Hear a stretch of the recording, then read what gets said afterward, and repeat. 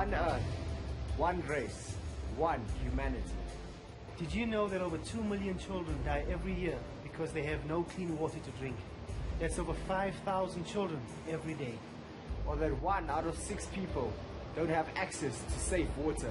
That's approximately 20% of the world's population. The Earth's water crisis is escalating, and it's devastating that so many people don't have access to life's greatest necessity, water. Every child deserves to grow up healthy, and everyone deserves clean running water.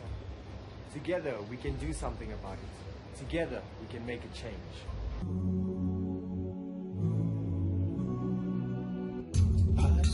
Dry lips, bright sun hanging overhead. Bare skin, sore feet on the cracked hide of the bed. Blue sky reminds me what I already know.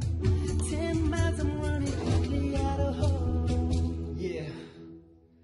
2 elements, just 2 atoms, so simple yet no living matter. Lives without it, breathes without it, yet so many children don't have it. What is the sickness? Lord made it pure, pristine, gave mankind one task, cherish it, keep it clean. And so I ask, I desperately plead to every person with a heart, to humanity, to pay attention. This crisis, the suffering's wide, so we can fulfill our destiny, give water for life. All we need is water for life.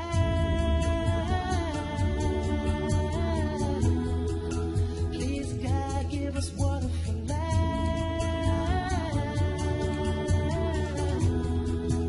All we all need is water for life. This is the story of Sabina. Sabina is much like me. We are both mothers who work hard taking care of our families. But there's one big difference between Sabina and me. Since the age of 7, Sabina has gone to the river nearly every day to fetch water. I stayed with Sabina for 24 hours to watch how she used her time and how she used water. I watched as her day began at sunrise, and throughout the day as she cared for her husband Jacob, a farmer who raises livestock. I watched as she mothered her children, including her new baby.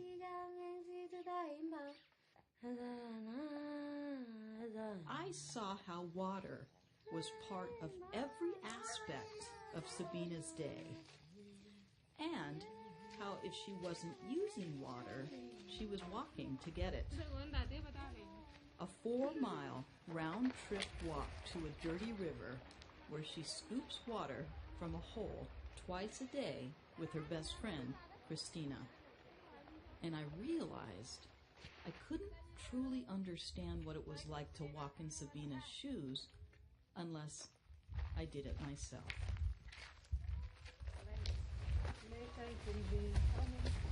It's not heavy now. No, it's light right now. Maybe later it will be very heavy.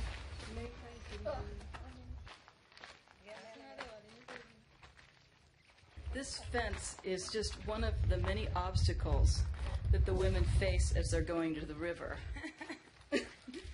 The other obstacles are thorns are everywhere. They're above us, they're below us. You step on thorns, my hair gets caught in thorns. And the water itself is an obstacle. It's an obstacle to a girl's future because they have to get water all the time. They're not getting education.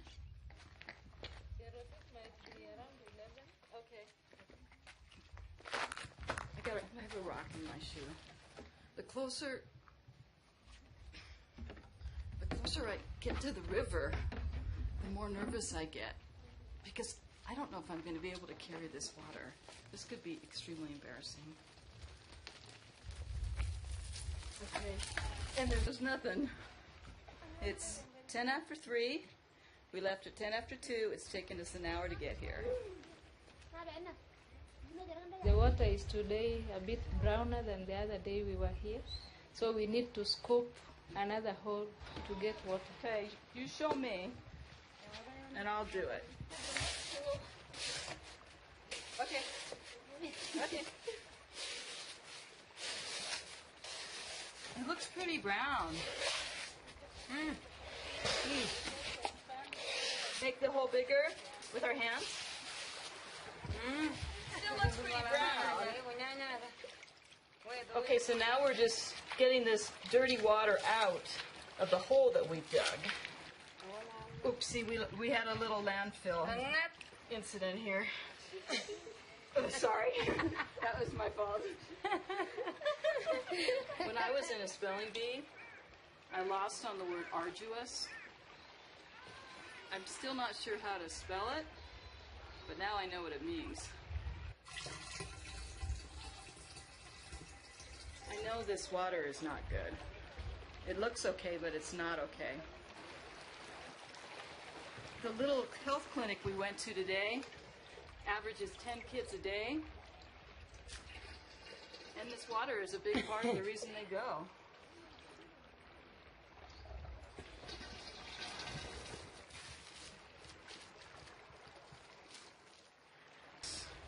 So now for the hard part. Christina and Sabina are going to teach me to put this on my back and carry it the 2 miles home. That was awful.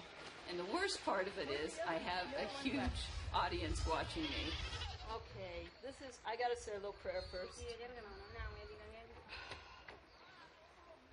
Okay, to the side.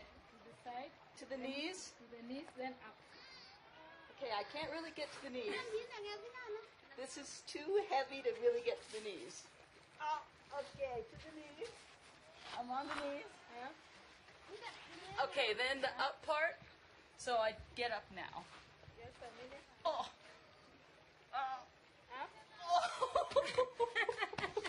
I feel like a Russian weightlifter. All right, then what do? We put that one on here?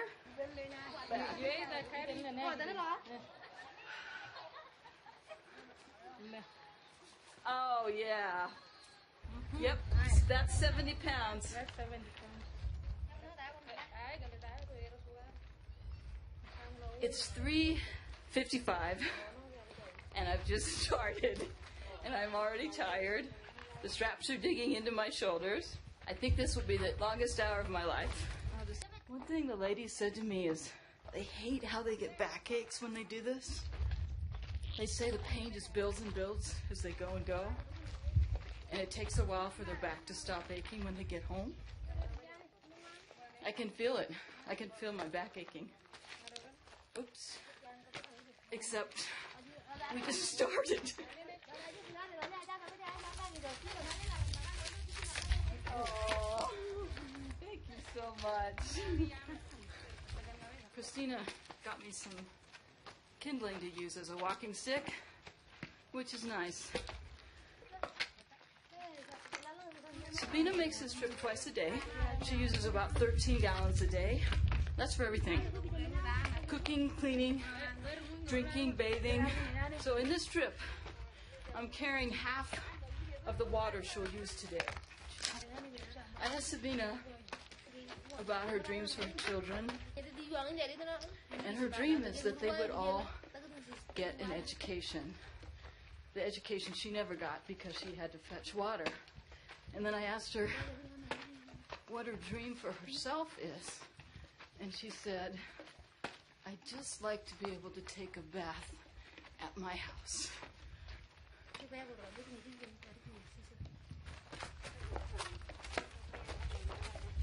No, the gate. I have to go across the gate because there's thorn bushes on either side. And as I'm going across the gate, I'm remembering how Sabina went across this gate every day she was pregnant, including the day she gave birth. If she can do it 9 months pregnant, I can do it at 47. Maybe.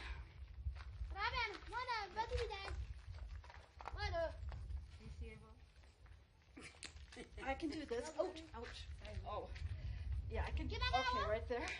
Oh, my foot doesn't really move like that. Okay, then what do I do? Okay, this leg has to. Oh yeah. Okay, then what? Down. Oh. He's good. Yeah. Okay. I did the gate. Thank you. I've always thought about water in terms of disease. How if you don't have water or if you have bad water, you get sick and you can die. But I have a new understanding of water now. It's not just about disease. If you don't have water, it robs you of time. It robs you of education. Sabina didn't get to go to school. And now, because she has to go 4 hours every day to get this water, she doesn't have the time that she wants to spend with her family and do the things that she actually wants to do, like plant a kitchen garden. And that doesn't seem too much to ask to me. So my wish for Sabina today is that water will come close to her, so she won't be chained to that river anymore, and she'll get back the time that she deserves and needs to have a full life.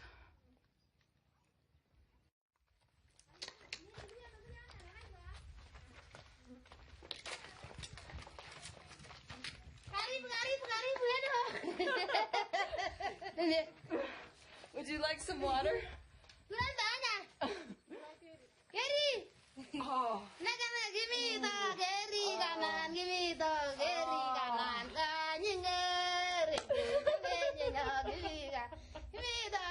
All right, so talking with the villagers, I learned two things. One, they usually go to a tube well to get some of their water. It's a kilometer away.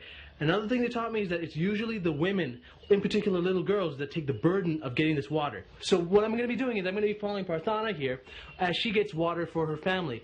And we're going to see which of us gets tired first. She's going to be holding the water. I'm going to be holding the camera. Ah! Whoa! First time and I just slipped and fell. All we need is water for life.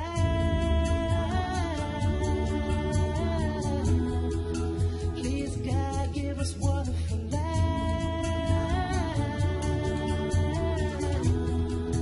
What we all need is water for life. It took a total of 17 minutes. I think we're going to cut off like 2 minutes because I tripped and fell a couple of times. So I guess like a total of 15 minutes to get to the tube well. So it is a total of half an hour. So that's pretty much what the villagers were saying. The thing about this is that this tube well, even though it goes 800 feet underground, is actually contaminated. It's contaminated with salt because that's what's underground right now. That's the groundwater. It's contaminated with heavy metals. And so drinking this, even though it's from an underground source, isn't actually the safest thing to do. Life.